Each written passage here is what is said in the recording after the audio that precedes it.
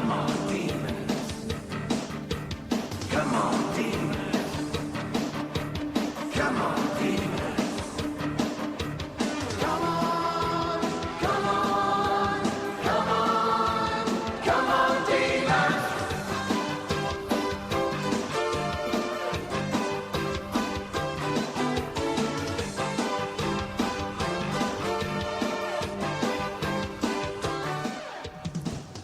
Good evening, Demon fans, and welcome back to the Demonland podcast. My name is Andy, and it's been 79 days since we last kicked a ball in anger, and finally we're only 4 days away from kicking one again. Hopefully this time the result goes in our favour. Joining me tonight is long-time Demonlander George, and George, you not only did you survive a worldwide pandemic, but you seem to have survived 2 months without footy. How are you this evening? Oh, better unmute you, actually. Yep. There you go. Yeah, that worked. Isn't it great to have footy back again? And here we are in June, surprisingly, and we wouldn't have expected it, but the Demons are only one game from top spot on the ladder. And as usual in June, Collingwood have peaked again, so we can expect a slow and continuous decline for them for the remainder of the season. So, but it's good to be back. Another interesting stat, and probably our next co-host will be able to answer that. When was the last time that we did not lose a game in April or May? And so far, I guess in June. Our next guest tonight is Demon historian, blogger, author of The Great Depression. You can follow him on Twitter at DemonBlog. On Demonland, he is known as Super Mikado. Good evening, Super Mikado. Good evening, gentlemen. Thank you for having me. I was ready to chuck footy in and go and take up something else, but when I heard the theme song, Come On Demons, it just got me fired up again for the weekend. I might charge Docklands Stadium and see if I can crash a door down and get into the game. That'd be nice if we could. We love hearing from Demonlanders, so if you'd like to join our program tonight to discuss any of the topics that we talk about, you can give us a call on 03 9016 3666, or you can Skype us at Demonland31. If you're listening to the show live, come join us in our chat room where you can ask questions or post comments. Just head over to demonland.com/podcast. If you're listening to this show at your leisure via SoundCloud on demonland.com or via Apple or an Android podcasting app, be sure to subscribe to the podcast and receive updates when a new show drops. Don't forget to leave us a favourable review. It helps more people find us. We're also on Spotify, so you can get the show that way too. Go to demonland.com to find the links to your preferred method of listening. Head over to Facebook, facebook.com/Demonland31, Twitter at Demonland, Instagram at Demonland31, or on YouTube, just search for the Demonland podcast and listen to some of the interviews that we've conducted with current and past players and coaches. If you love talking about the Dees 24/7 all year round, why not join up to Demonland.com and chat with other Dees fans about this great club? Now, with all that out of the way, boys, I guess given the situation, we didn't get to chat about our last game. Actually, I had a death in the family at the time, so I had to cancel that podcast. Do we need to discuss anything about that game before we move on to the pandemic situation and what the Dees have been doing? George, your thoughts on that game? I think it was disappointing in the end. Not only the fact that there wasn't a follow-up game to relieve our pain and suffering. There's been plenty of comments on the Demonland website, and it's subsequently been picked up by the club and the coaches about the lack of forward connection in that game, which dearly cost us. My thoughts were that I think we had one tall, too few in the forward line, particularly when we used Tom McDonald as backup ruck. But the reality was that Wiedemann and Bruce weren't available at the time, and perhaps we didn't have anyone in any case. But it'll be interesting seeing how well or whether there have been the changes that many have been calling for in the game against Carlton, who are similarly affected with a lack of tools, with Cruiser and De Koning as potentially out of the side this week. But West Coast game, we only lost by 27 points. Did West Coast take the foot off the pedal, or whether we fought back strongly after that first quarter performance. We can only wait to see whether West Coast are serious contenders yet again, and whether we're up to that sort of level. So we'll hope for better things this week. I'm wondering if there was, because it wasn't there wasn't much time before the game started. I think they got wind, or they got word that there wasn't going to be a season, or at least not for a number of weeks. The season had been put on hold. Do you think that had any effect on the mindset of the players? It'd be difficult to know without asking the individual players, but at the end of the day, there were two sides out on the ground. West Coast didn't seem to be holding back in any way, shape or form. It would have been disappointing to find out just before you went onto the ground that this was it for quite some unknown time. But yeah, there were two sides on the ground, and you need to take whatever game you're playing seriously if you at this level in the competition. So I've got my doubts about whether that really should have affected the players. Whether it did or not, like I said, we don't know unless you talk to an individual player. Super Mikado, what did you think about that West Coast game? What did you take from that? The most frustrating thing to me was that the very modern, since we've not been complete crap, very modern Melbourne trait of throwing a game away in the space of 10 minutes. Yep. We matched them pretty much the rest of the game, but it was just that first quarter where they just whacked on, who knows, 4 or 5 goals in a row and blew us out of the water. Now, sometimes you pull the comeback off, and which we have done quite a few times under Goodwin. I always find it funny when people say he doesn't have a plan B. The amount of times that we end up 3 or 4 goals down at the start of a game and make a comeback, it suggests that he has more of a plan B than a plan A. But in this case, playing a very good team on their own ground with all that uncertainty, I think you couldn't expect a grand comeback. But I think it should be, who knows, given what's happened, it should be a good trial for playing lower teams. I don't think we're contenders to win a premiership. I don't think we're contenders to regularly beat top teams, but we should be beating teams lower down the ladder. We should be beating other fringe top 8 contenders if we're anyway serious about this season. So not to write off Carlton like it's a guaranteed win. We all know when you follow Melbourne, never, ever try and guarantee a win because you'll just be disappointed. But I think this is an excellent test. If we lose this, I think there's going to be a lot of people blowing up, and possibly rightly so, depending on the circumstances in which it happens. But I too was very disappointed in the Simon Goodwin cliche connection between the midfields and the forwards. Seemed to be just the same old situation of just panic bombing it into the forward line and just fingers crossed that we're going to get it right. We just don't seem to like to kick to leads 40 metres out. And I don't know whether that's the midfielders, the forwards, the opposition getting on top of us, but I think that's something that will really help us if we can just find more of those goals from set shots from sort of 40 metres out that come from the midfield kicking it to a leading forward. It really disappoints me that we're still doing that. I don't understand. That was one of our biggest problems last year, and nothing's been done about it. So let's hope we can rectify that. Having watched, and we'll talk a bit about this, having watched a lot of lockdown footy, old games in particular, going back even into the sort of mid to late 90s. We never had that problem. We had some good leading forwards and we used them really well, but it seems that we are really lacking leading forward at the moment. And I'm not sure we have that. I mean, we've got Fritsch, but I don't know. Is he? He's probably too small as a key forward. So, But I reckon go back 2 years and Tom McDonald, his best performance was leading to the ball in the forward line. Yep. Now we seem to always want to kick it on top of his head where he's expected to take a pack mark against 4 players.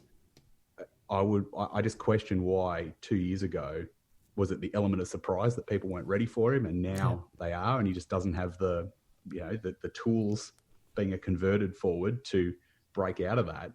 But I just think that finding space in the forward line and getting to kick at a lead would really help us. And it looks from an uneducated perspective like we just deliberately don't do it. But I'd be interested in sitting down with an assistant coach, if there are any remaining, to sit down and look at a video or something. And you tell me, is it that the midfielders aren't kicking to the forward lead, the lead forwards aren't leading to the midfielders, or something else? Is it just the opposition clogging up the space and we can't beat it? I'd be really interested to get a behind the scenes view of that.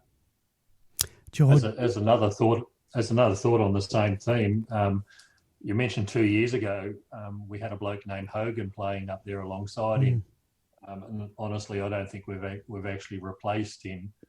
Wiedemann hasn't come along as expected and wasn't playing in the West Coast game, and we had Brown, who, from my observations, couldn't catch anything on the day. So, our forward line consisted of Tom McDonald, who was, standing alongside McGovern, Hearn, and Barras. I think there was really only one outcome that we could have expected, and Fritsch, I think, was the next tallest in the field, and he's about the same height as Hearn, but is giving 10 kilos away to him. So Melcham was the next one after that. He's smaller and thinner than all three of them. So it was almost like we'd written the result of what was going to happen, and perhaps kicking it in hope it was the only real option to us with that lack of additional tool. But Kicking in hope is not going to get us into the top 8, nor further than that. So we've got to solve some that problem there before we can be a genuine contender.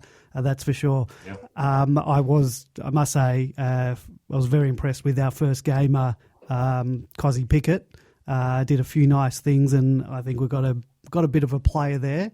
And I just can't wait to see him blossom in the future, because if what he did on the day is any indication of what he can do, I think we've got a player there. So look forward to seeing more of him. Yeah, have to absolutely agree there that the bit I've seen of him at the training in the pre-season period, some of the things he would do are just spectacular. So. We've got, you expect to see him in highlights reels for the years to come, hopefully. But just as equally, I think we had a couple of other first gamers for Melbourne in Tomlinson and Langdon, who really impressed me on both sides of the wings. All credit, I think, to the recruiting side to be able to fill that great big hole that we had in the wings area last year. But both of those really impressed me, and I think we'll be seeing, the full 17 games out of both of those, barring injuries. It was interesting when we restarted our training. Once the teams were allowed to start training initially in small groups, there was one group which was the core midfield group, consisting of Gorney, Clary, Petrarca, Brayshaw. Those guys, but also part of that group were the two wingmen in Tomlinson and Langdon. So they're really, credit to the recruiting staff for getting those players in, and it seems that they're a big part of that engine group. So I was wrapped with their games as well. I was also I was happy with the little bit I saw of Toby Bedford as well. Happy with him. How do you see our small forward brigade? Did we play Spargo in the first game? Yes. George, yes, yeah, and I don't think he lit the house on fire. So just it's interesting that we've gone with 3 small forwards. Can you see that continuing? I would see Spargo coming out for Jones. Yeah. Just as a not a like for like, but just forward in, forward out. But obviously you've got the question about Bennell as well, as to whether he plays. And we will talk more about that when we talk about changes. But Bennell into the mix. That's a good one to look forward to as well. Anything else from either of you about that game before we move on to other topics? No, I think we can forget that one Yeah. for the time being and just look ahead. I've already forgotten about it. And the good thing is we got a top team at their own ground out of the way. With a 17-game season, you know, if we're going to be serious and beat up teams we should be beating up and contend with teams we should be contending against, then a loss to a very good team that rarely loses on their home deck should help us in the end. That's out of the way now. I hope you haven't spoken too soon about us not playing in Perth again, because it was announced today. Or I don't know if it's been announced, but it's, you know, the media has hopped onto it that there will be Victorian teams that have to travel to WA in the next lot of games. And I can guarantee you, and we might talk about this later when we talk about the fixture, I guarantee you that your Carltons, your Essendons, your Richmonds, your Geelongs, your Collingwoods, none of those teams are going to have to travel to WA in the next lot of games. And I can guarantee you we'll be on the short list, despite the fact that we've already played in Perth this year. We'll be on that short list of the Bulldogs, North Melbournes, that have to, maybe St Kilda, that have to travel to Perth in the next lot of games. So that's just my MFCSS coming out, but yeah. I wouldn't have thought so, because I would have thought you would have to play both teams while you were there. So that probably gets us out of it. Oh, we can't play West Coast and Freo. You reckon they're going to do a US sports travelling type of deal?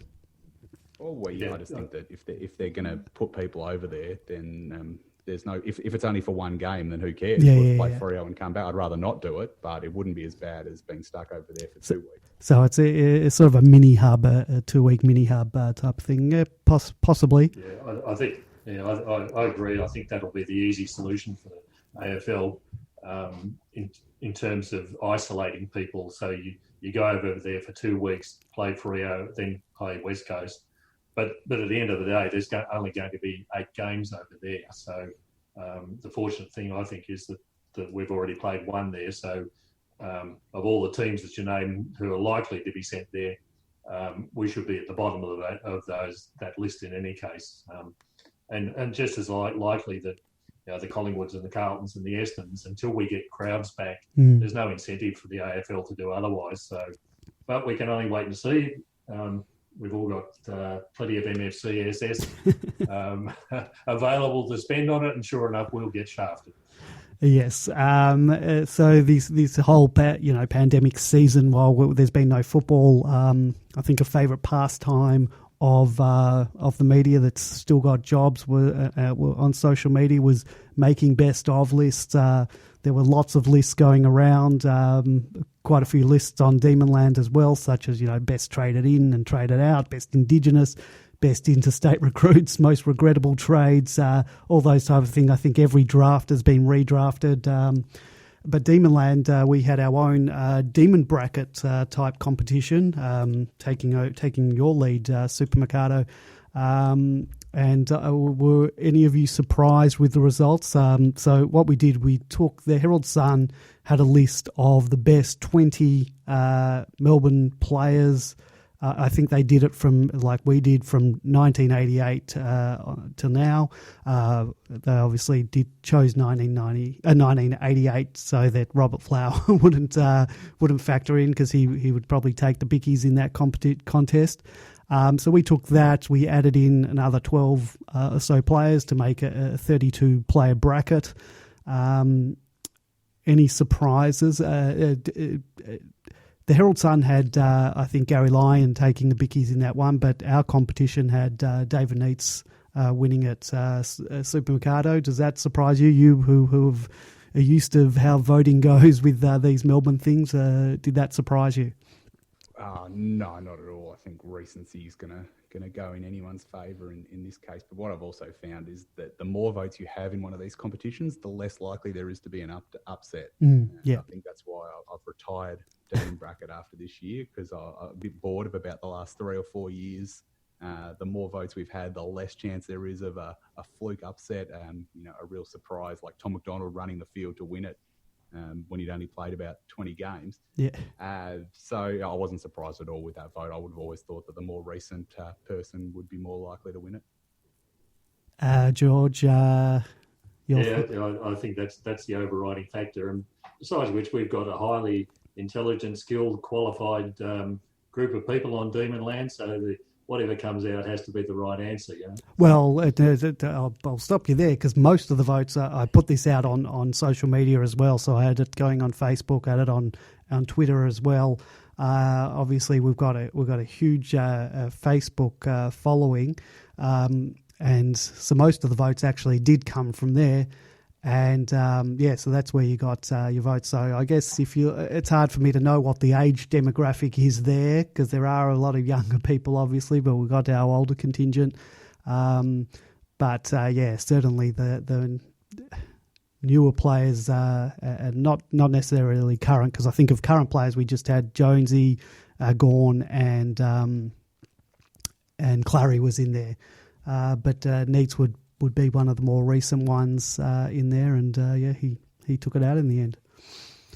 Yeah, and the danger with Twitter is that you actually don't have to put any thought into what you're putting on Twitter. So as proven by the President of the United States, so that might skew the voting a little bit. Well, I was happy that we didn't get fact checked by Twitter with any of our. But we were also blessed during this time to witness some of our past glories. Unfortunately, we don't have any ultimate glory on film that we can watch.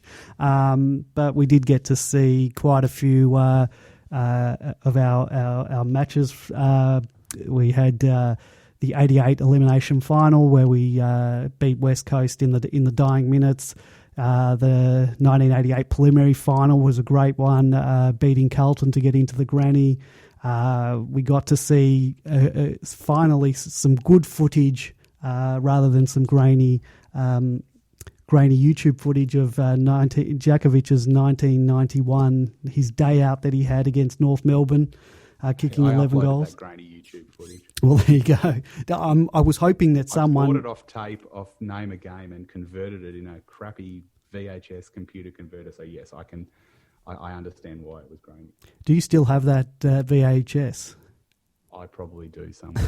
I don't think I've thrown anything out. I've even got my signed Phil Reed playing card too that is in a frame, and it used to sit at my front door till it fell off and the glass broke. But so I don't throw anything out these days.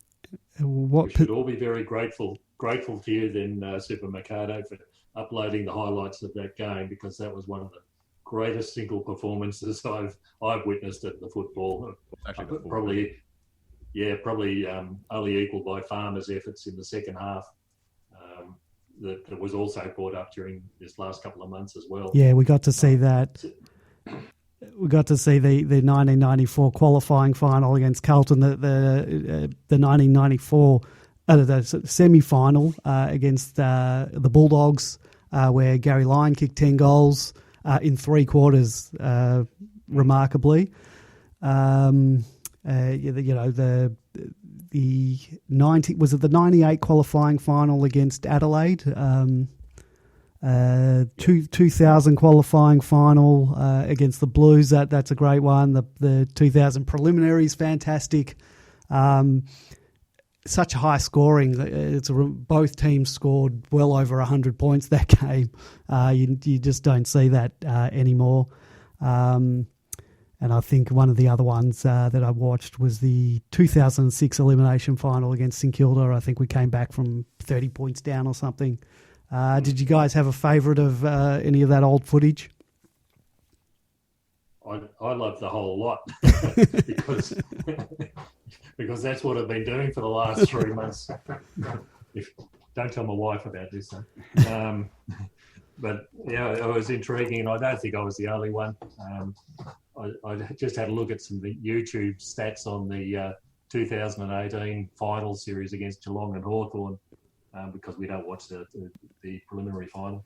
And for both of those, there's been over 90,000 views of the highlights, which is about the same number of people who were at the match itself. So, yeah, we'll just keep on watching it.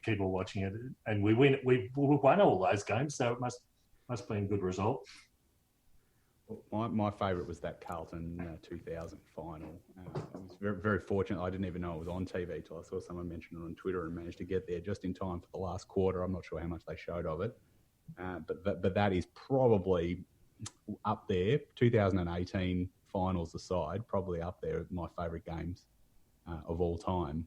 The way we came back and we either got, I can't remember now, I watched it about 2 weeks ago, they either got within a goal or got back. I think they might have got back in front after we'd done the big comeback. And I remember I was sitting at the top of the Ponsford stand, but down the front for once. And I was absolutely having the nervous breakdown of the millennium when they got back in front. And they got back in front. And then we just whacked on 2 quick goals and won it from there. But then you got like the iconic call of the Cameron Bruce goal and just the game itself. Anthony Ingerson was unreal in that half they showed. Now, of course, the quarter that I saw, like he might have been terrible in the half where we were going 5 goals behind. But what an unbelievably underrated player. And I really think that 98, forget 99, even though it was mostly the same people, but the 98 to 2000 period are probably my favourite teams of all time, to be honest. And you've got your 98s, obviously you've got the players at the end of their career. In 2000, you've got players at the start of their career like Bruce and Green, but just 2 really fun years to watch footy with one kind of weird crap, but not completely crap year in the middle. Isn't it amazing? Isn't it amazing when you look at those games again to wonder how in the hell we did not win a premiership with the players in that side and how talented and skilled some of them were. It's just a sad time to have missed out on the ultimate success. Didn't even make a finals the next year, and 3 years later we were winning 5 games. It's just that defies science. That period of that, how we could go from a grand final to missing the finals to effectively getting within where we should have made a prelim in 02 to winning 5 games in 03 to going back in the finals in 04. Like you couldn't stick wires and sensors on those seasons and get any scientific data about what the hell was happening there. It was just a bizarre time to be a supporter. Having watched quite a lot of, not just the classic games that they replayed, when I was doing the stuff for the best Demon player that we had going, I watched the Demon Attack 1994.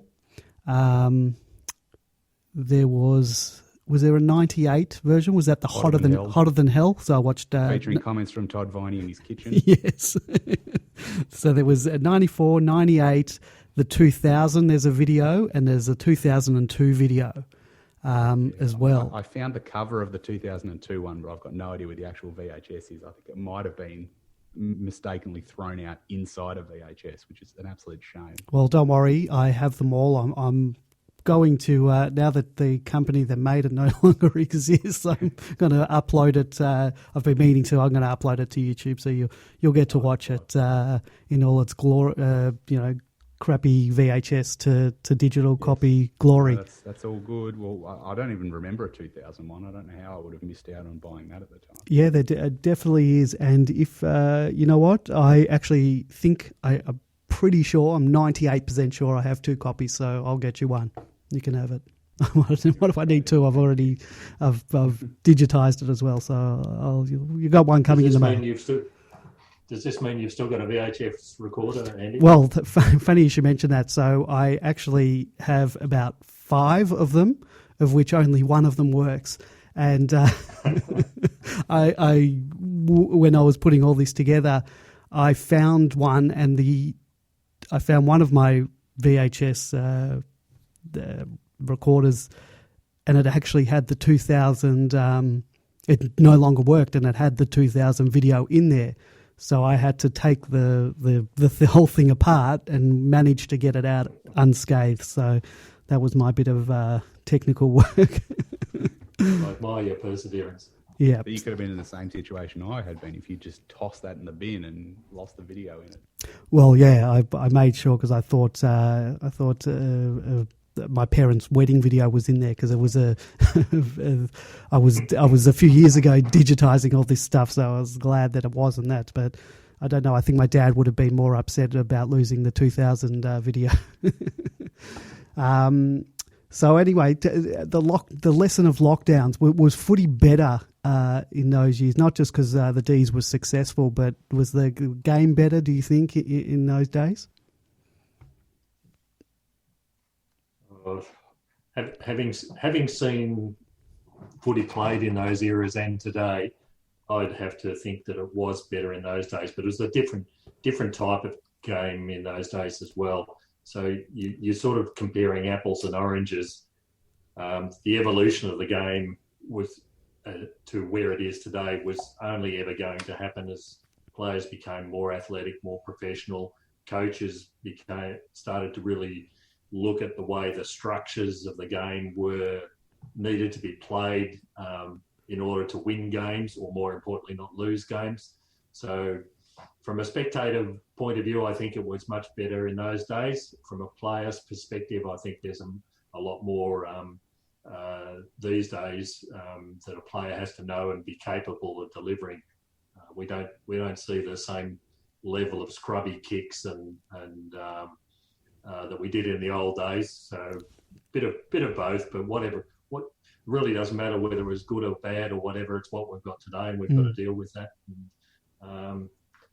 Just seeing footy again will be the good thing. So. And I think as much as the game gets talked down now, that you're almost treated like an idiot for watching it, that it does hold up still really well. Like if you're going to watch 9 games a week and expect every single one of them to be the 1989 grand final, then you're going to go home disappointed. But as much as I would, if you gave me the option, would rather have the 2000, which is usually it's usually when you were young, and that you think footy was at its best. Some people will think it was at its best in the 80s. Some people will think the 90s. Some people will think to the 2000s. And in 20 years, there'll probably be people who think the game now is the best they ever saw it. But I think the game still holds up really well to the point where we don't need to tear it apart and inject spectacle into every vein of it, and just cop the fact that there are going to be dud games just like there was then. They don't put fantastic footy flashbacks of Brisbane Bears versus Sydney from 1991 on for a reason. And they don't put a lot of our games on for a reason, even in eras where we were great. And they were probably, not that high scoring a game. I think that the best games are still fantastic, and the worst games, well, you've got a remote control. Press the channel selector and go to another channel. As another question, what do you think about the umpiring in the old games compared to today?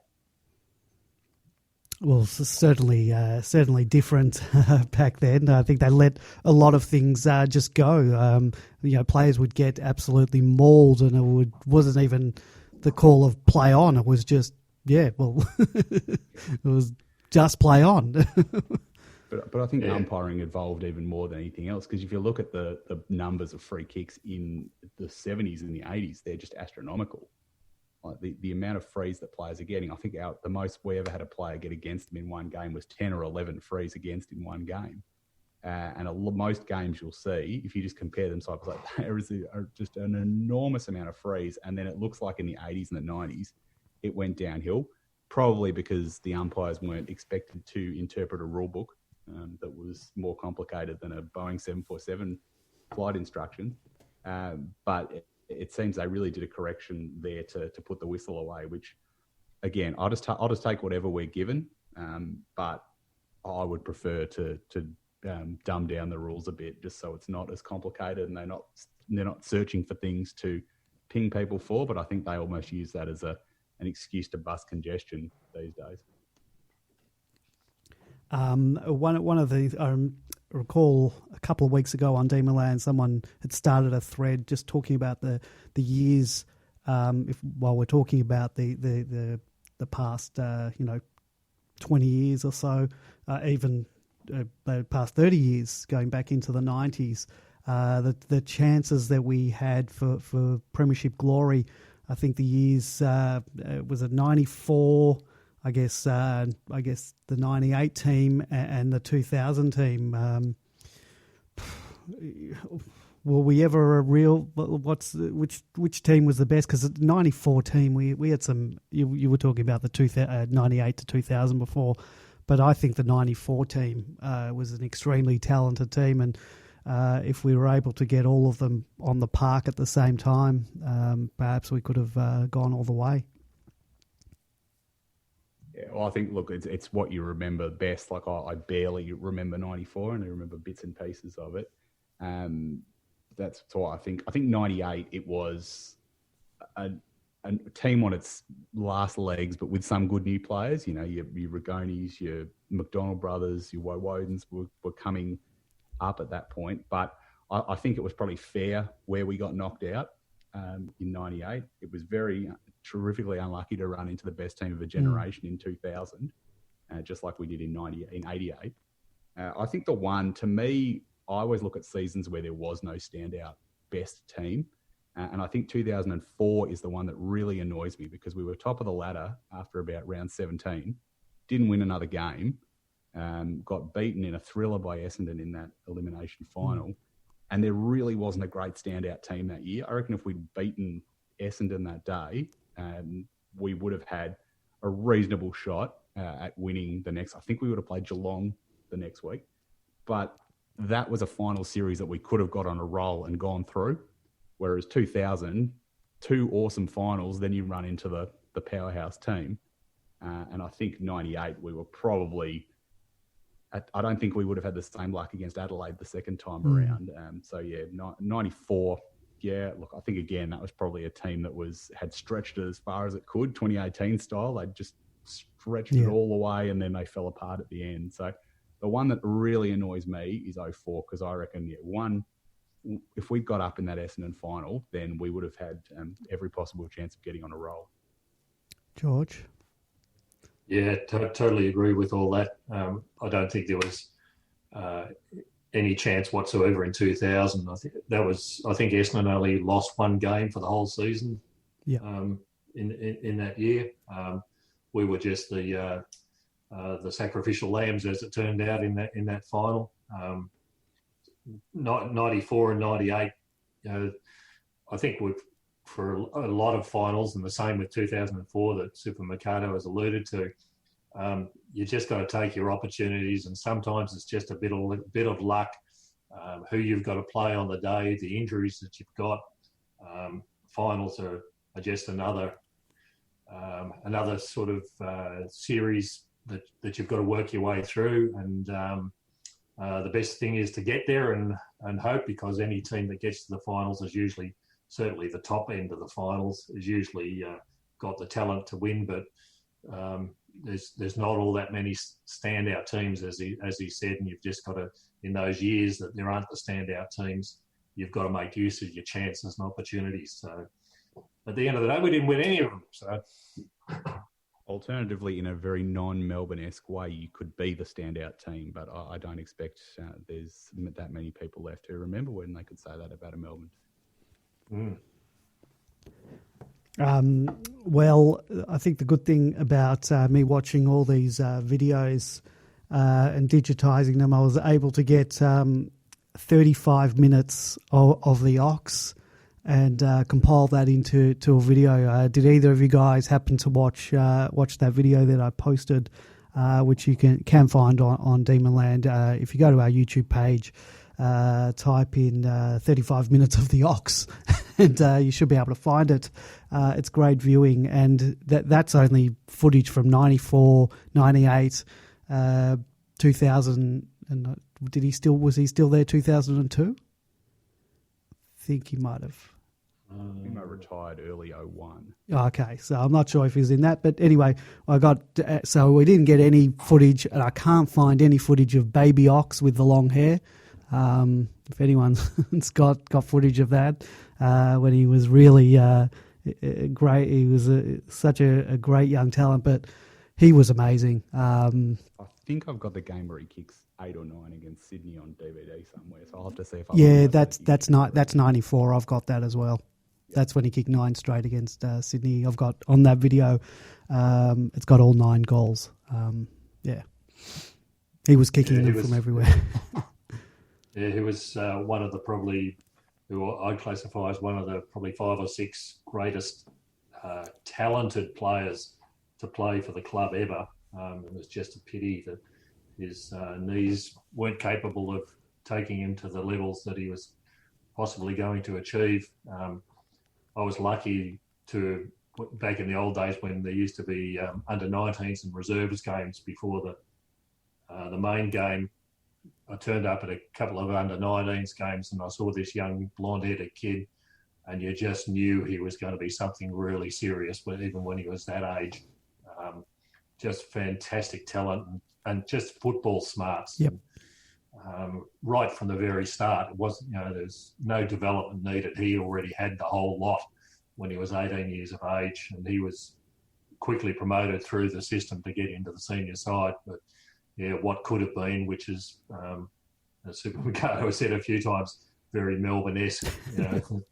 Probably one of these greatest talents that we've had, and we've had a few like Djakovic and Jara over the years. The talent that we've had with these individuals, and it's never been totally realised. But a great player to watch, fantastic. That he was. So I guess we'll move on from memory lane and get stuck into just the past couple of weeks.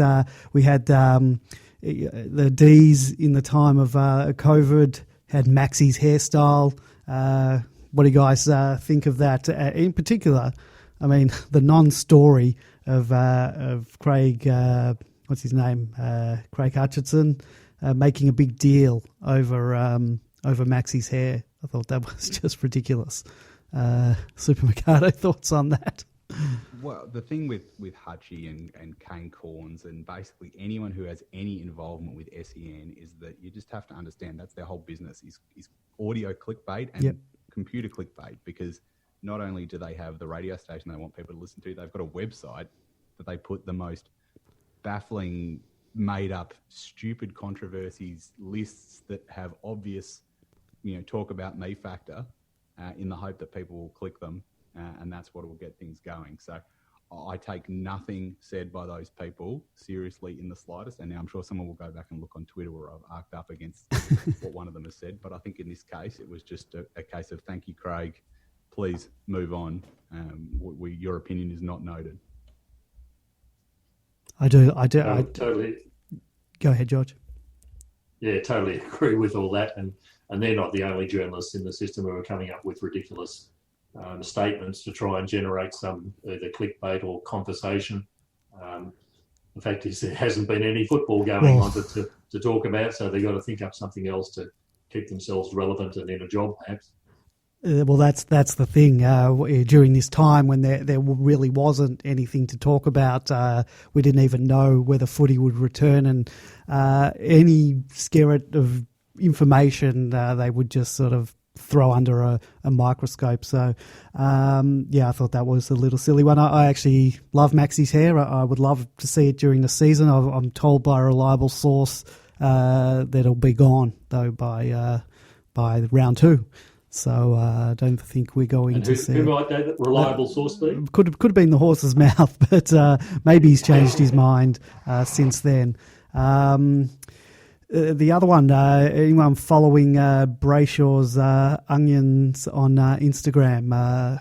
He really got stuck into the Barbie onions during the lockdown, and I thought that was a nice, fun thing to do. Also enjoyed viewing Nev and Cozzy living together, and would actually watch a reality series of the two living together, The Odd Couple. But it was nice to see Nev taking Cozzy under his wing. Yeah, we're really getting desperate, aren't we? Mind you, I don't think the Melbourne Football Club's exclusive to that. There's looking at a few other websites from other clubs, a similar sort of stuff is going on. But as of this weekend, it'll all be forgotten, I suspect.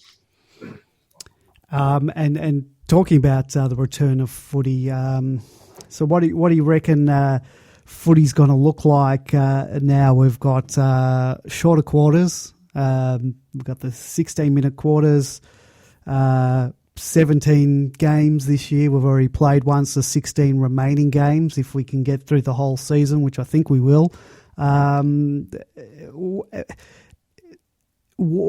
Is this year? Is it an asterisk year?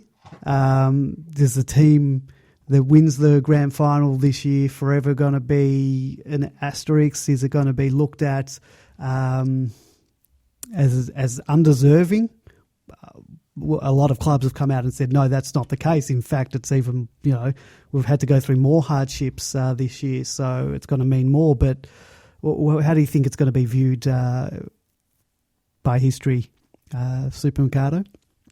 I don't agree at all. I think whoever wins will still be a valid premier unless the whole thing's reduced to a 5-game season or something like that, which doesn't look like it's going to be now. I think that by playing everyone once, that's probably the minimum you need for legitimacy. And if you're going to start putting asterisks on things where you can wipe out our 1900 flag where we won from 6 out of 8, you can wipe out the Fitzroy flag where they finished last and still won it. You can wipe out all the flags won while Geelong wasn't in the league during the Second World War. I think you get into a slippery slope if you're going to try and judge what's a legitimate season and what's not a legitimate season, unless there is such an obvious disconnect to what we usually watch, i.e. them playing it under AFLX rules over one weekend or something like that. I think what we've got now, I don't like the shorter quarters. I'm only taking the shorter season just based on the fact that they have to do that. But I think whoever wins will still have come through. They'll have played every team in the comp. They'll still have won the same finals setup that we have every year. So I'm quite comfortable with that being a legitimate premiership. George, legitimate? 17 teams will think there's an asterisk against this year, and one team won't. So if you're the team, and it might be ours, if we win the premiership this year, great, we've won the premiership. That's all that matters. And I don't care about what anybody else thinks. But seriously, I think it'll be interesting from a player perspective and the way the games will be played. I think we'll see, because there are only 17 rounds, you're going to get into finals with 8-9 wins effectively if the finals are played in the usual format. So winning games, particularly early on, is going to be absolutely critical. We're already one behind half the sides in the competition. But with shorter quarters as well, I think the games are actually going to be quite frantic. You're going to have to play absolutely flat out all the time for every single player, because the other thing that every player is facing, in our situation with a list of potentially 40 as of this weekend, 18 players are not going to play football during the week. So there's pressure to perform on the ground, and individually, if you don't, there's someone who's going to walk into your spot very, very quickly. So I think we're going to see a much more frantic sort of football and a lot more concentrated sort of football. I think we might see some exciting, really, truly exciting football. But the other thing that I think people need to be aware of is with only 17 total games and potentially 8 or 9 to get into the finals, percentage is going to be critical for those last couple of places. It's going to be right on the edge for a couple of teams. So when you're coming up against teams that are lower down on the ladder than you need to be winning by big margins, because you might find yourself in the situation of fighting for that last spot in the 8 with 5 or 6 other sides. Right up to the very end. So I think it'll be interesting football over the next 16 weeks or so. I agree that I think at first it will be more attacking and more frantic, but I think the coaches won't let that happen for more than a few weeks at a time. They'll put the clamps in it. And I think with the shortened last quarter, even though it's only 4 minutes less, I reckon there's going to be some absolute dud last quarters where teams are sitting on 4 or 5 goal leads and just go out and basically run the clock down for the whole quarter. And from my perspective, because I hate the 16-minute quarters with a passion, I hope that does happen to the point where people say we can't possibly have 16-minute quarters. But I just think that that's something, it's going to be a lot of time wasting in the last quarter and a lot of kicking the ball around to run the clock down, knowing that you've got that 4 minutes less for the other team to make a comeback. Andy, what do you think? Look, I'm not a fan of the 16 minutes. I don't know why they can't just.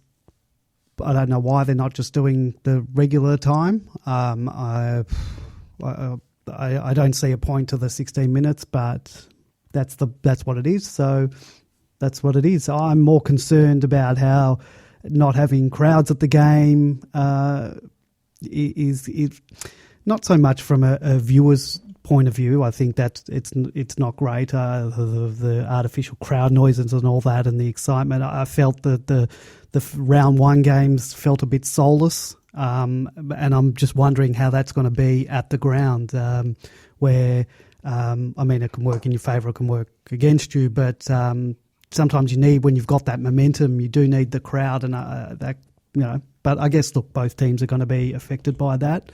I don't know. But I think you do. If you look at the first round, you had Carlton mounted a reasonable comeback from a terrible position. Yep. They were never going to win, but they did, and then North did a comeback against St Kilda. So yes, I know what you're saying, but at the same time, I think in those, certainly the North St Kilda one, they got on the roll. They didn't need that extra push over the edge to make that comeback.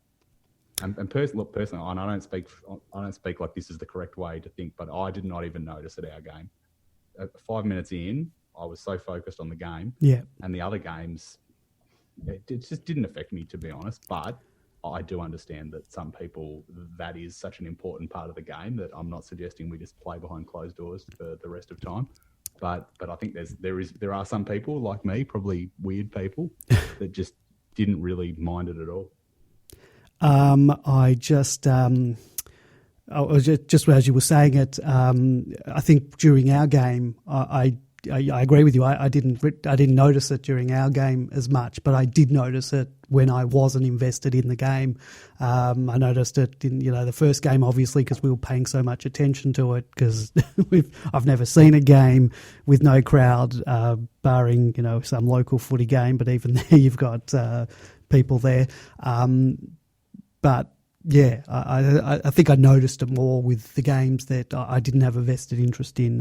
When it's our game, I was sort of focused on what was happening. And I understand if you're the broadcaster, you don't want that, and that's why they're going to put their hairdryer.mp3 noise under the footy and give us some fake crowd noise to hopefully in a way that. And if you send any of the NRL games, it's actually not that bad. So if that's what gets Channel 7 happy, gets them writing the checks, gets them keeping all the teams alive, then I'm willing to cop that, even though I personally don't think it's necessary. And I really hope that Fox either has a press red or go to another channel for the normal game.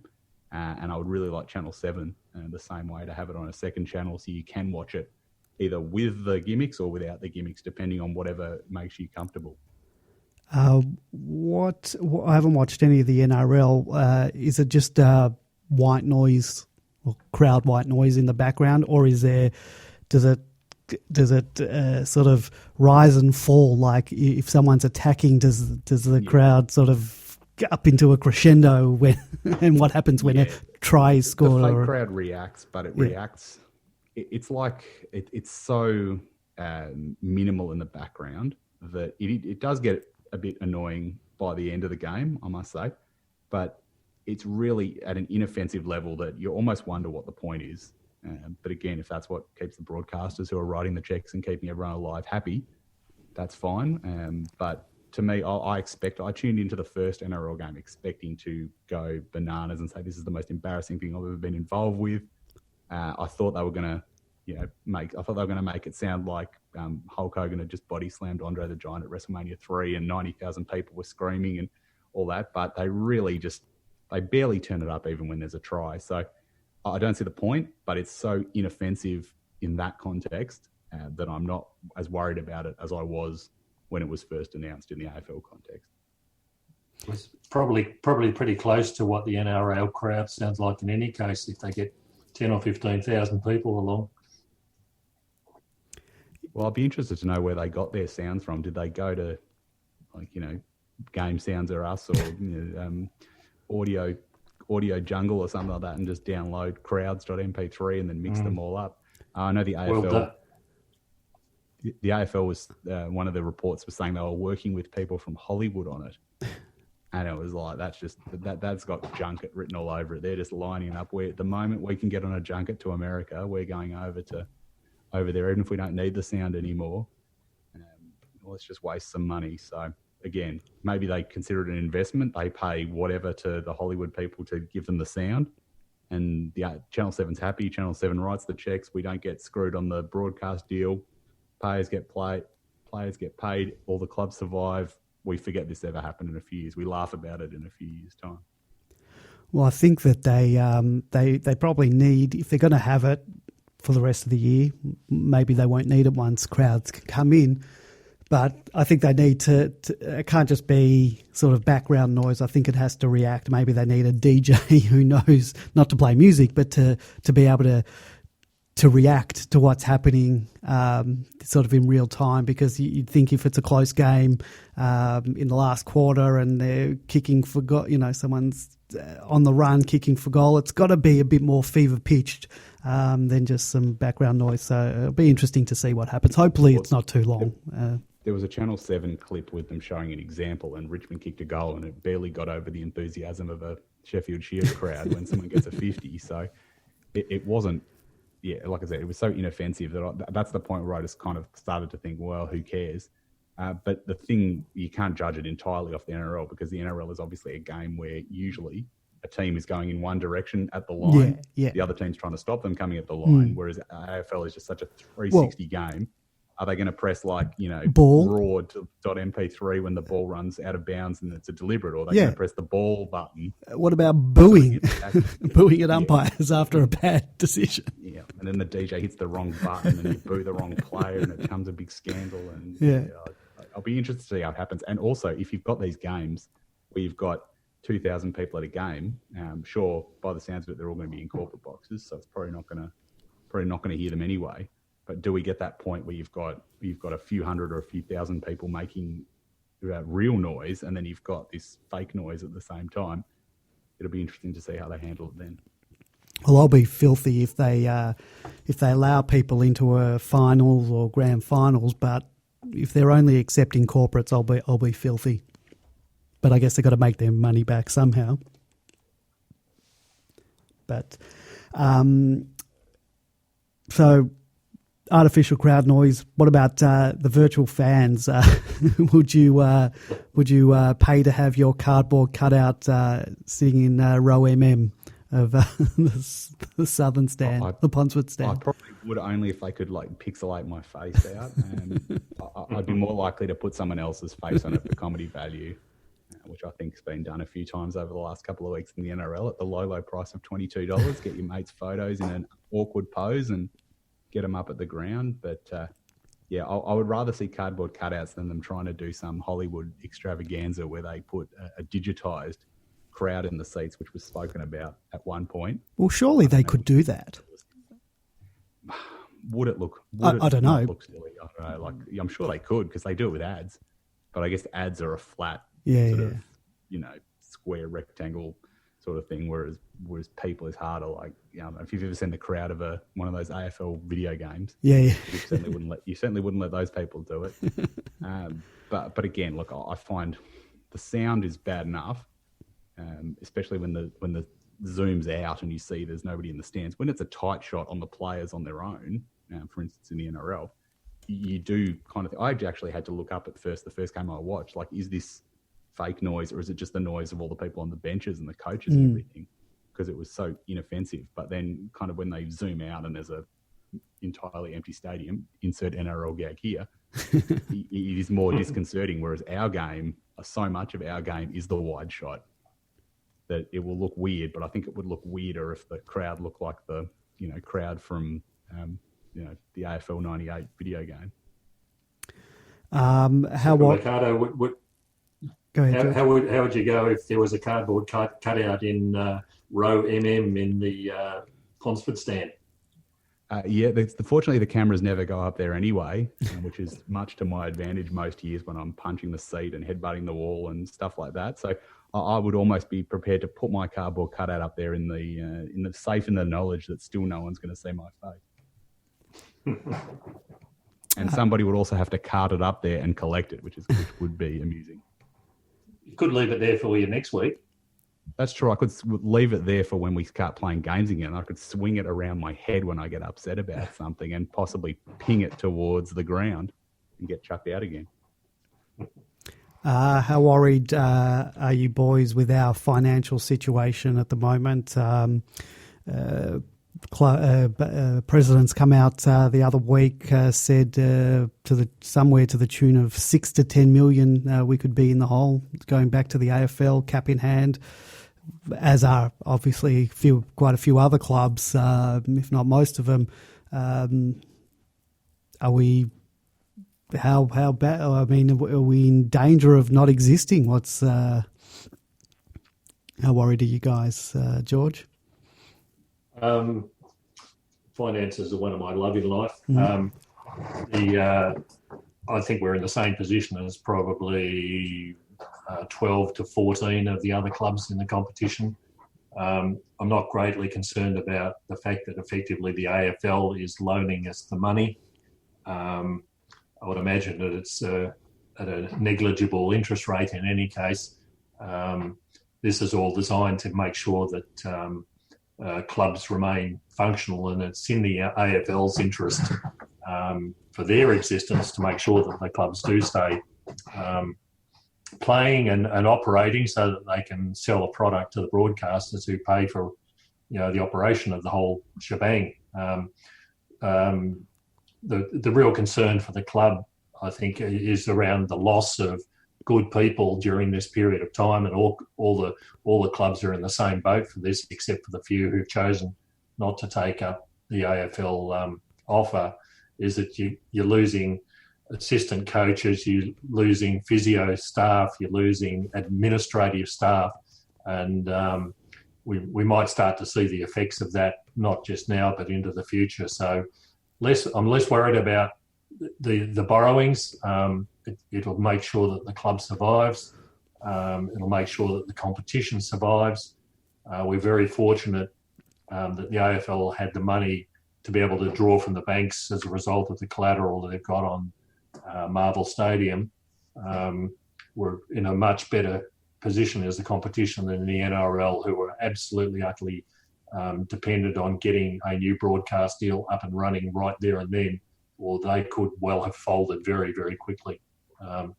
It's disappointing, given that the club spent the last couple of years trying to reduce the debt, but we're in the same boat as a lot of other clubs who were trying to reduce their debt or very close to doing it, and now suddenly find that you probably got another 3, 4, 5 years of trying to claw back the repayments of those debts. But hopefully there's not the longer term effects within the club and the way that it operates.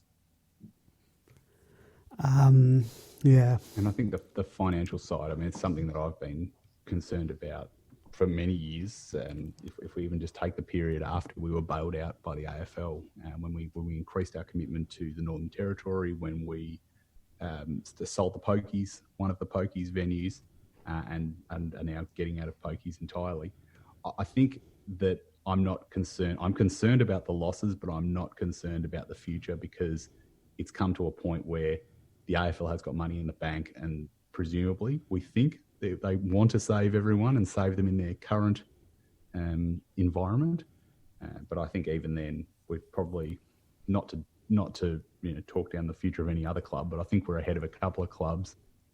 If it came down to someone's moving to Tassie, I don't think that would be us. So I think that we should be all right. As George said, whatever the AFL's lending us, it's not going to be paid back. They're not going to call in the receivers and now Roo Fitzroy style on us. So I think it is a shame that we'll go backwards financially. But I think that because everyone else is in the same situation, it's not anything to be completely worried about. It's probably that 5-10 years down the track make sure that the way we emerge from this, we emerge in a decent way. We don't sort of scratch our way through this and then see, a St Kilda or a North Melbourne or someone like that do a Hawthorn of the 2000s and suddenly rocket past us and drop us back down the pecking order financially within the league. I thought it was good to see. I think even just once this pandemic sort of was unleashed, we did sign up. And I don't know if these things were in the works already. They probably were. Red Bull came on board, and Furphy Beer have been added as sponsors. So I guess that's a good thing. Maybe bad timing on their part, but so that was good to see. So I guess we'll move on to more recent things. We had a match simulation on the weekend. George, you're obviously not able to get down to Casey to do training reports, but we were lucky that AFL.com.au were down there, as well as a new Demonlander, Lever 08, went down and provided us with some information on that game. So it's good to see that we are still getting some some unfiltered information coming out of training sessions, in particular the match sim on the weekend. It's difficult to judge, from a couple of minutes of film about the simulation. It's like the highlights for kids from the next draft. I've never seen a bad one, but I think the concern for me even with a simulation was, and you're playing against, to use the Kevin Sheedy term, it's like dancing with your sister. Mm-hmm. You're playing against teammates, and you rarely see the good defenders sitting on the good forwards and vice versa, because you have to split it up into two teams across the ground.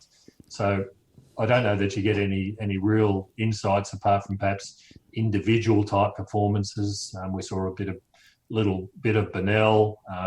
It was good to see Vandenberg out there again. What was actually happening on the forward line, I don't know. What was happening in the back line, I don't know. But at least they're out there. I think one of the things that we need to keep in mind is that half of those players, again, won't be playing VFL this weekend. So match simulation is going to be about the only chance that they get to show their wares, and unless scratch matches can be organised against other hub teams in the future. But to date, there's been no further noise on that. Yeah, there I were. did hear a mention on the news of a curtain raiser against Carlton. Some kind of scratch match there. I don't know where they're going to get the players from if they can't use Casey players. So I don't know if it's going to be some sort of 10 on 10. Yeah, I think it would have to be. It'd have to be some type of match simulation, but not obviously full teams. Like one of those pre-season games where they sort of just stop it halfway through and move everyone around. Yeah, we played one against Collingwood a few years ago. They'll have to come up with something that way, because those guys need to have some type of run, I guess. I don't know. Well, they need to show for a lot of the players, they need to be able to show their wares. How do we really know how well someone like a Jackson, for example, is capable of playing unless he actually plays? It's fine to have training sessions, but how does he go against when he's matched against someone's? If he's playing a forward, how well do we know he plays against a serious backman until he actually does? So it's difficult. But if they've got the scratch matches up, that's at least a part of the way there. We might get to. The pity is that we won't get to see any of them, I suspect. I don't think they're going to start televising that component of the match. No, definitely not. You won't see any of that unless you're one of those lucky 3 people that might get to go to the games in the next few weeks. I'll just read out a quick. Go ahead. Sorry, I was going to say one thing I got from the scratch match report as well is that Joel Smith is now a defender again. Yeah, that was just randomly out of nowhere. He's suddenly a defender again. No, I don't understand, given that we're talking again about a forward line that doesn't have that just lacks something down there. I don't know if Fritsch might have just knocked him out of a position, but I really liked that game where he kicked 4 against Brisbane last year, and then we potentially ran him into the ground and didn't see him again for the rest of the year. I thought he looked really good as a forward there, so I was hoping he would get a go there, but we probably will throw him down there at some point this year. Well, he did kick in that game you were talking about. He did kick a couple of goals on one leg, so yeah, he did all right. Now, George, that makes them worth 1.5. George, correct me if I'm wrong. We sort of knew this in the pre-season based on track watchers like yourself, recognising that he was trading as a backman pretty much the whole of the pre-season, and I think we knew that Petty was forward and Smith was back. Am I correct? Yeah, that's correct. Although Petty was injured for a fairly large portion of the pre-season as well, unfortunately. Yes, and Joel Smith was too. So yeah. They played 4 25-minute quarters, no time on, lots of swapping of players between the two teams. Lever, Bruce, Petty, KK and Nitschke are the only 5 who didn't play. Now, Lever's an interesting one because they say that he is going to play this week. He wasn't named, and we'll talk about it later in the injury report today. But someone had posted on one of the Facebook groups a picture that I think maybe Melbourne had put on maybe their Instagram story, but then I didn't see it later, so maybe they took it off their Instagram story, where Lever's knee was heavily bandaged in ice. So I don't know what that's all about, or when that picture was taken. Don't know anything about that. So that'll be one to watch. Lever 08 said that May start. He was BOG easily. Bennell played all 4 quarters, first half on the ball, second half on the half-forward flank. He said Spargo did some great things. I'm not always a fan, but he looked at the level today. Fritsch was the best forward. Joel Smith will be close to selection either if Lever doesn't come up or instead of Omac. This is this guy's opinion. He rates Sparrow highly, head-to-head with Viney all game and not a backward step taken, which I like because I'm a big fan of Sparrow. I'd like to see him go on. No injuries during the game. Rivers and Hibberd were in a showdown for the final halfback spot. Both played well today. Don't expect to see any of the 2 Wagners or Baker early in the season. They look like the last in line depth players to me, but I don't know. I think the coach is a fan of the Wagners, so we might see them. Actually think Bradkey showed he can play 20% better than his Casey 2019 form. Goal kicking, which you'll love to hear this, Super Mercado, is an issue, but expect it will be for all 18 clubs next weekend till the season gets into its rhythm. One step ahead. Hunt looks out of favour. This guy's biggest take is get Brayshaw on for a return to form, played with no helmet and moved and hunted the ball like it was 2018 again. So, yeah, that's it. With that. Yeah. Yeah. Dancing. And back to the Joel Smith situation, while he was being touted for the back line, we already know perhaps that he can play forward as well, and it's nice to have that sort of athletic, versatile player because perhaps if Lever doesn't come up this week, not quite, Joel Smith I would have thought would have been a natural replacement for him, but if we've got someone lacking in the forward line, if Wiedemann doesn't come up, then Joel Smith can go forward as well. So I think it's nice to have those sort of players capable of playing at both ends. But I agree with what Super Mercado was saying before. When you look at our backline, if they're all fit and running, we don't actually have any spare spaces down there, but we've got some spaces up forward which need to be filled with some decent players. So we had an injury report come out today. The takeaway was that Hoare is injured, and how many weeks did they say he was out for? Was it? I think 6 to 8. Yeah. It was a broken bones in the foot from Pickett landing on his foot, probably from jumping at 10 foot into the air onto it. So that's not great for him. Opens out for a few weeks as well. Yeah, Bruce has got the Achilles. That's separate to what he had a knee injury, didn't he, going in? So that's something new. And Petty as well. Is Petty still from pre-season, or is this something new? I think it was. I thought it was something new. So he'd had sufficient time to recover from the pre-season. And he was showing as the dreaded indefinite on the list. So, a couple of these things, I think Petty might just be, again, and one of those players that we have that are just always sort of injured, I think. Unfortunately, we seem to know how to pick these guys. And I think he showed plenty in his every time we've seen him so far. But it certainly seems to be the case that it takes some of these younger players a couple of years to get up, get their bodies right. I think James Harmes was probably the classic example of that. It was in and out and probably going nowhere, and all of a sudden when he hit that 23, 24 stage, the body suddenly is in the right shape for AFL footy, and you get to see something. But it's a real pity when you see the likes of Smith and Betty just constantly injured. Yeah. Changes round 2. Salem and Jones didn't play in round 1. Salem had pulled out, I think, last minute. I think you'd think both of those come in. So, and then there's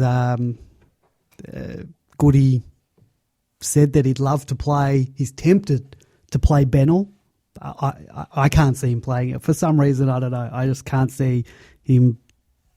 I don't know whether it's having the balls to play him or what. Do we play him? What happens there? Do we roll the dice? It's an interesting one, isn't it? Given that there's only 16 games to go, how many games do you not play him? If he's fit, why wouldn't you play him? And there's no resis for him to get form. And there's no, to show it. So, it's a really, really difficult position. But ultimately, you have to put faith in Darren Burgess and his assessment of where he's at in terms of his overall recuperation. Originally, they were saying he might be available. This was in the pre-season stage when we first signed him on, that he might be available by mid-year. Well, we're now at mid-year, and he hasn't missed a beat. If it was a normal season, we would normally be playing him. Yes, I don't know. So that'll be a really interesting proposition for the selection committee this week. Any other left field stuff like forward line, like? Do we go the talls? Do we go in? Does Jackson come in? Do we give him a go? See what's happening there, or wait a bit? It's really hard because we don't have the resis and we don't know what the scratch match is going to look like. It's really hard to, how do these, like you said, how do these guys, prove themselves? Yeah, look, I guess I'm going to be more conservative for now, but there are a lot of players bubbling under. Jackson, Trent Rivers, Bennell. But we've got a lot. Wiedemann. There is a lot of depth. How it works when it's on the field is another matter entirely. But on paper, we've got a lot of depth. So look, I would probably have Jones and Salem for Spargo and Oscar McDonald. Even though I thought Oscar McDonald played probably his best game since his Rising Star nomination in the first game, but just for the sake of getting Salem back in there. I don't know what the status of Michael Hibbert is after the personal tragedy he had during the break, but I'm assuming he is going to play. So obviously, there might be a need to cover him as well, and Salem could do that if that was required. In terms of Carlton's forward line, I know they've got a couple of their big man, Curno's McKay not playing, McKay's not playing. But they've got still. McKay's playing. Oh, he is playing. I thought he was injured for some reason. Okay, yes. so McKay is playing.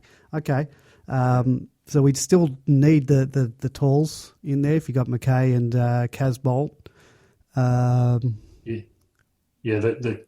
problem that Carlton have got's in the ruck because Cruiser. Cruiser's out injured, and their number 2, De Koning, is also injured, which means that Pittenay, who played with Hawthorn, is now going to be their main ruck, who Max should be licking his lips about. But the question is, what do you do when Pittenay goes for a break? They'll probably have to drag Casbolt out of the forward line. Yep.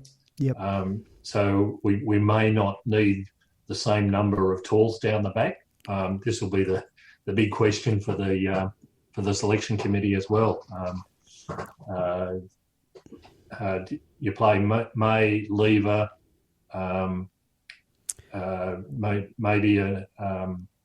maybe a Smith or a Hibbert. I don't know. I'm not really sold on Hibbert at the moment. How many more do you need? Because really that's the extent of the Carlton Big man forward line. Neville will do his usual job on bets, I would suspect. So really, they don't have all that many goal kickers outside those 2 main ones in McKay and Casbolt. We have to wait and see what the selection committee thinks. I think our biggest problem is still what we do up the forward line as a consequence. Are we going to keep dragging with no real second ruck that Carlton have? We don't have the same needs, for example, to drag a Tom McDonald or a Wiedemann out, or we can afford to drag them out than previously what we did, say, against West Coast. So a few selection considerations yet to be worked through. I'm pretty sure I saw in that match sim thread on Demonland was that Wiedemann was used as the backup ruck. So you would think you'd think that's going to be if he play. Well, you would think he's going to play then if that's what they're doing. Otherwise, you would have thought they'd be dragging T-Mac out as the ruckman. But I don't know. Yeah. And do we play Wiedemann, T-Mac, and Brown? Look, having watched, in those circumstances. I don't think they will. But having watched stuff from '94. I'm a fan of taller forward lines, but I don't think they will. And is there a spot for Hannon? All depends on form, and is he 100%? Apparently, that's the case at the moment. Yeah. But I'd be keen. I'd be also very keen to see Rivers. Andy and I saw him at the North Melbourne game, and he was pretty impressive. Yeah, he was. His delivery from the half-back line was just exceptional. And like I said, I'm not sold on Hibbert. Yeah. Rivers will times. He'll play this year. I've got no doubt about that. Whether he plays now or not, he by the end of the year he'll be a fixture of the team. I think. And the question for those sort of players is, do we play them against someone like Carlton, or do we wait to play them against a more serious side? There's probably an opportunity to put a few of those younger ones in against Carlton, who on expectations aren't going to be a top side this year, but certainly middle of the table. So there might be the chance to slot a few odd ones in there this time. Yeah, it's really hard not having the resis, we don't know what the scratch matches are going to look like, and obviously they're not going to be full games. It's really hard because it's hard to know what to do. These guys do need to get games into them. So are they going to get the games into them by playing actual games? Or are they, because they can't sit out a year or only get called up when, needed. Based on injuries. It's a tough one. Our draw this year so far, what'd you make of that? Well, I guess because we got screwed on the home game type of thing, but I guess it doesn't really matter when there's no crowds there. And but considering we played an away game in the first game, and then don't only get one more home game up until round 5. Doesn't seem fair, but I guess it really doesn't matter. I think we've been better away from the MCG That's a lot true. of the time the last couple of years, so it might be a blessing in disguise. That's true. And the one time we can get to watch us play Geelong, besides the final that we played, obviously, we can't even go. That's not a bad thing, but I was floored that we actually weren't playing them in Geelong. Yeah, well, they've set it up, so we're right to go down there next year now. Exactly. the good thing about the draw that we've got currently, the first couple of rounds, is that firstly, it apart from this weekend, we've got 3 successive free-to-air television, so that's good for sponsors. And the reality is the teams that we're playing are the teams we've got to beat or be very competitive against if we're really serious about this season. So we've got the opportunity to see where we'll sit after a very short period of time, I suspect.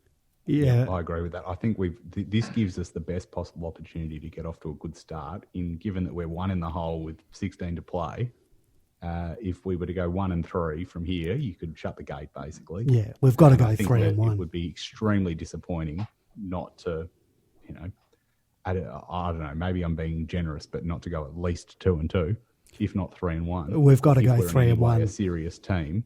And given who we've got, then we've still got to play Richmond. We've still got to play Collingwood. We've still got to play a lot of good teams. You desperately want to get wins in the bank now. And I think that there's no money to pay anybody out, but there'll be a lot of people trying to take up collections to sack a few people if this doesn't go well over the next few weeks. Yeah. Might be a Kickstarter. Look, I think no one's going to get sacked this year. It doesn't matter how bad things go. I think they'll all get a. No, I agree. I mean, look, the clubs they're in no position to be paying coaches out, but you've done the internet thing long enough to know that that's not going to save Goodwin from about 3,500 different threads if this doesn't go well. Believe me, I do know that. We do know that. Your moderator hammer out. You might need it in your defamation lawyering. Oh, we've got rid of a few of the problematic ones, so maybe less of a problem. All right, boys. Anything else? Anything else before we wrap things up here today? I think we should win, but I'm not taking it lightly. I'm not assuming a win. I'm not anywhere between the margin of our last 2 games against Carlton, which is, I think, 5 points and 120 points would be nice. Obviously, the more the merrier. But, look, we did match up well against... They actually finished higher than us on the ladder last season, which is really hard to understand. But we obviously thumped them the time before when we were having a good season, and we were well on the way to thumping them last year. Yeah, with Tom lost the McDonald. entire bench Yeah. for a whole last quarter. So I think on paper, you would have to have us as pretty reasonable favourites. And again, I don't think apart from 15 minutes in one quarter, we were that bad against West Coast. But this is a real test. If we cannot beat this Carlton team, who are not as bad as they were, but we're not as good as we were either, it really is going to lead to a lot of questions about the team balance, the coaching. It's going to open media that are starved for 3 months of not trying to get anyone sacked, even though we know no one's going to get sacked, will go the clickbait to the extreme if we don't win this. And it's going to be pretty ugly, I reckon. Oh, the media will be pouncing on any coach that they'll be pouring fails the blood this in year. the water. They can't wait after so long with nothing. One other who plays on Jack Martin. I thought he was quite impressive in Carlton's first game. If we're going to have Nev play on Betts, I'm less worried about playing on Jack Martin than Patrick Cripps. I'd have Harms onto Cripps really, really quickly because he is the engine room.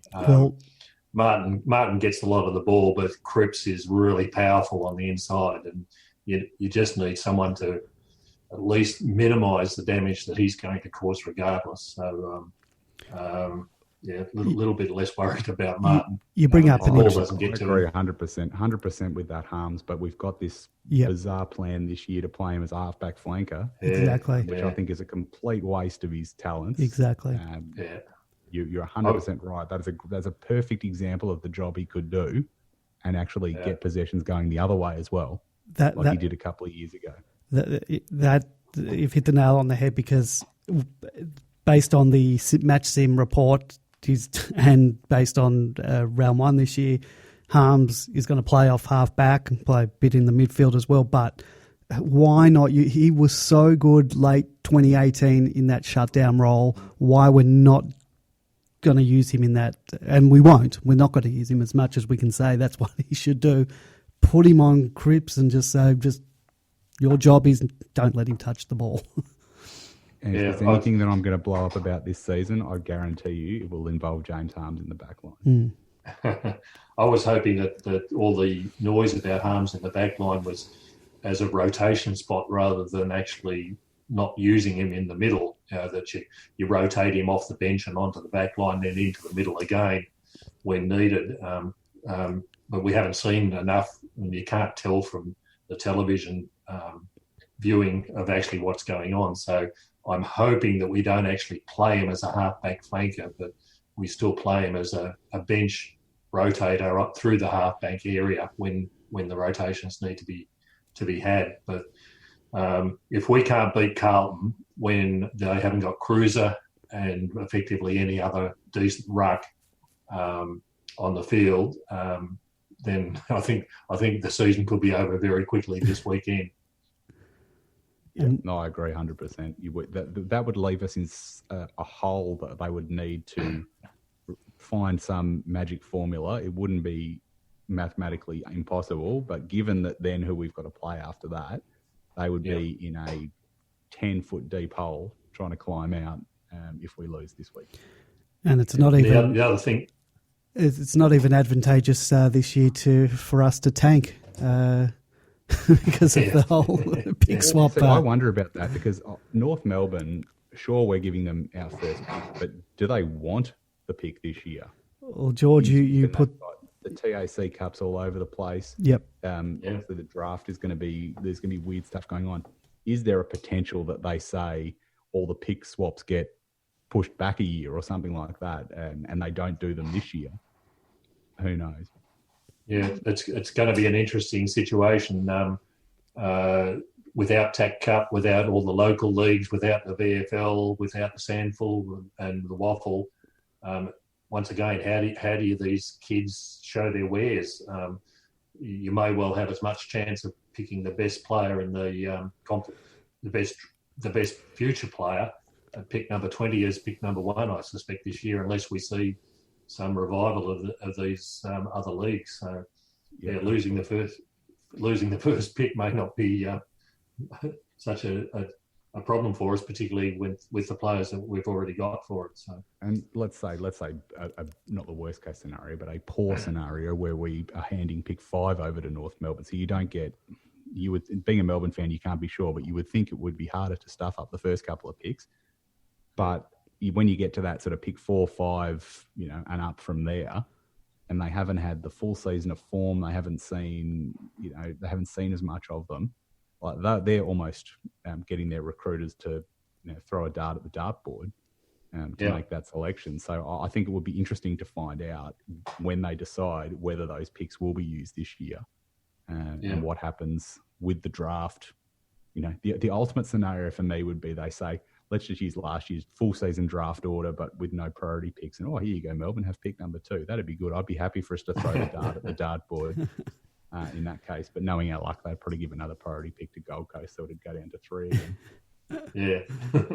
The other complication is, as was pointed out last year, is the number of academy players that are going to, I think there was 10 out of the top 30 are probably going to be academy players already tied to clubs. Yep. So it's going to be even harder to pick a decent player from the pure drafting perspective. Yeah, so it'd be interesting to see what happens with. I don't know who else has got forward traded picks, but what their views will be I suspect they might wait until they find out, they get an idea of where those picks might land. Obviously, if suddenly we catch fire and North are getting picked 18, they'll probably be less concerned about it than they will if they're getting picked, 3 or 4. But as I said, I don't know who else has got forward traded picks in hand this year, but it does seem a touch unfair. Like, of course, you can always say, hey, you do the trade. It's not our fault what happens after that. Anything could happen. But it almost seems a bit unfair that, they've traded a pick and then the situation's changed, the playing field's changed on them. But hopefully, whatever happens, it works in our favour for once at draft day. Well, I'll say this for the 9 millionth time in the past 2 months. We live in unprecedented times. So, well, boys, thank you very much for joining me tonight to wrap up COVID. It's still out there, but hopefully we can get to some games this year, because I really want to see some footy. And it's, it's not so much the game. Yeah, sure, I want to watch the game, but I just love that whole day out, going to the footy. Getting my pie and a Coke Zero and a hot dog and away from the kids for a few hours. It's I need the release. For 16 minutes less than you were last season. And you know what? I read somewhere that they say we might be able to go to the footy, but we're not allowed to boo or shout or scream. What's the use? That's my whole release. All right, boys.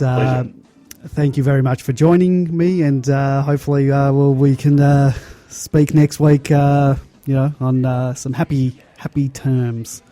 All right, guys. Catch you next week. Thanks. See you.